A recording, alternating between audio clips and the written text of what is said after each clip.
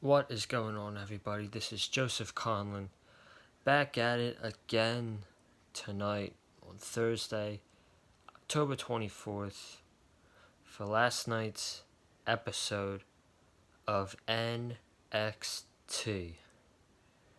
It was a great episode of NXT last night, just like AEW. They absolutely killed it.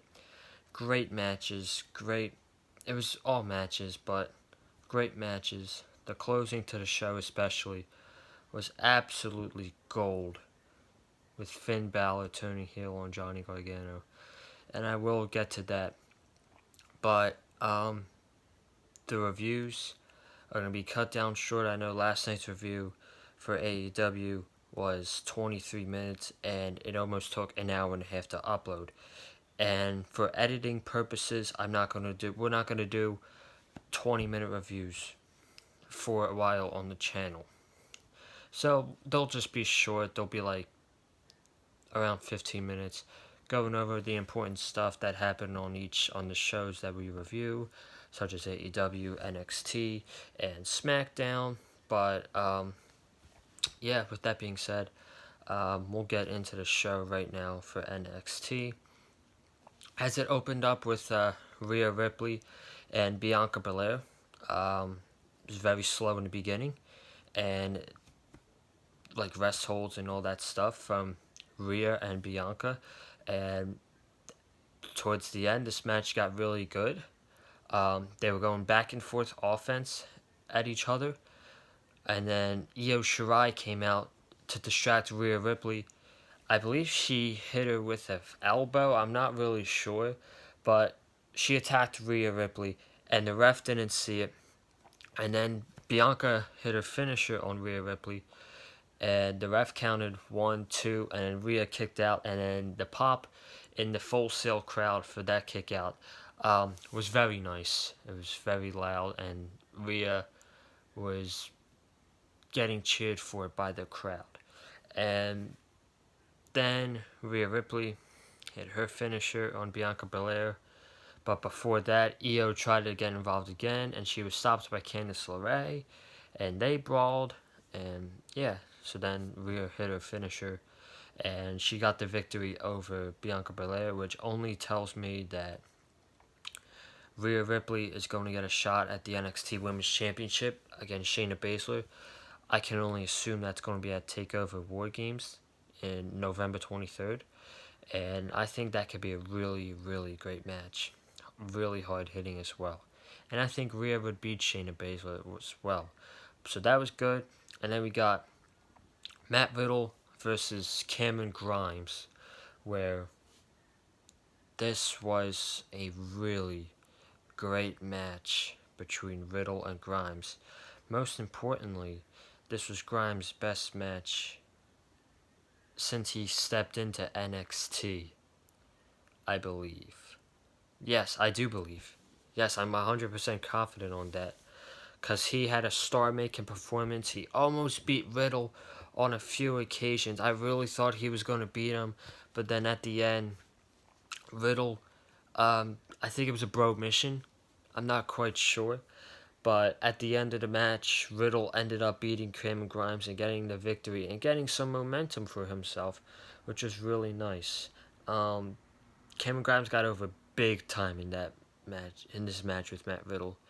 And next week, he's having a match with Tyler Bate. And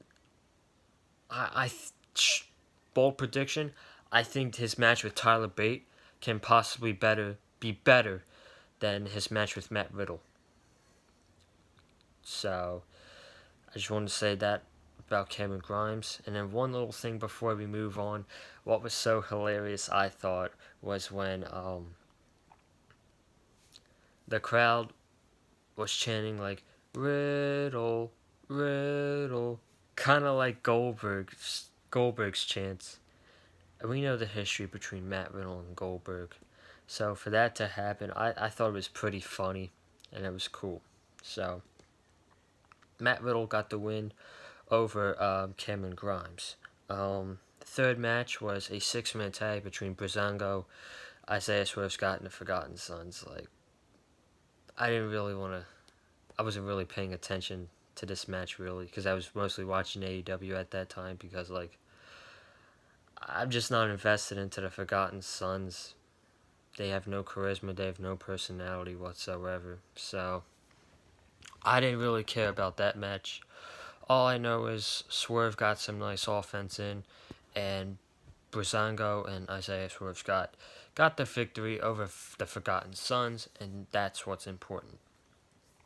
Uh, then we had Jack Gallagher versus Angel Garza, and I sent a tweet out about this last night saying that Garza, right, Angel Garza reminds me of Eddie Guerrero. The lying, he cheats, and he does whatever it takes for him to get the victory, and that's what's important. And I'm a huge, huge fan of Angel Garza. I thought he did fine in this match. I mean, at the end, they kind of jobbed Jack Gallagher in my opinion, but I mean, it made Angel Garza look really good, and it looks like that next to Tony Nese, um, Garza is going to be the next one to challenge Leo Rush for the Cruiserweight Championship. And that is a match that I can strongly get behind, 100%.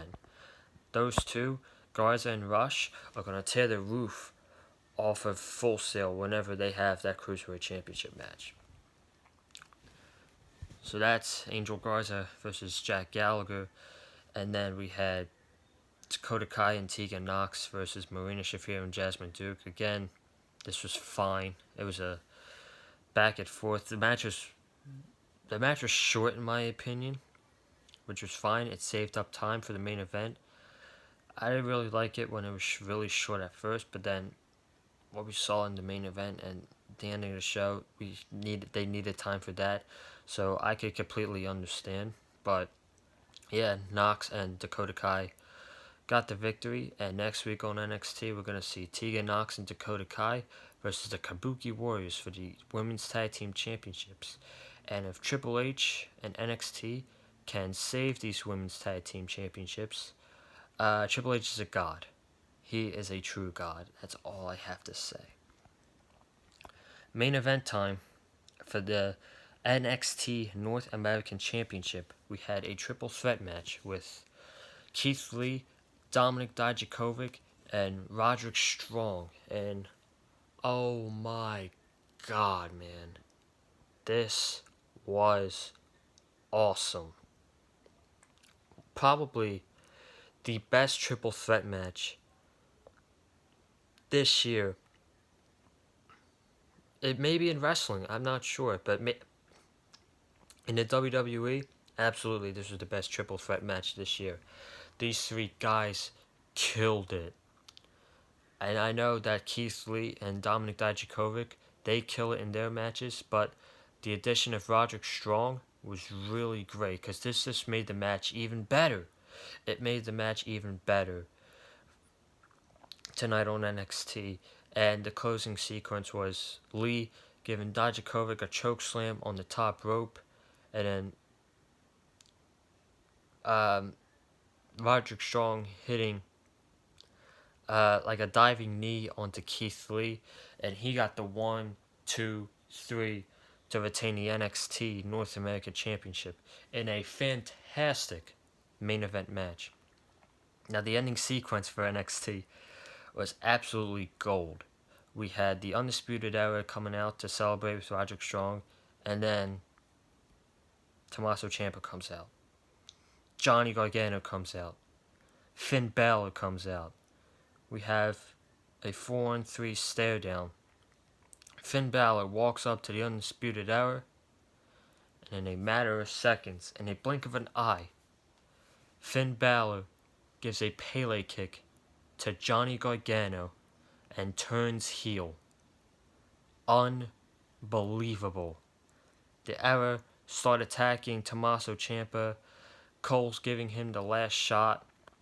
Finn Balor goes onto the outside and gives Gargano a shotgun dropkick onto like the guard, the the fence on ringside and it knocks down a few people.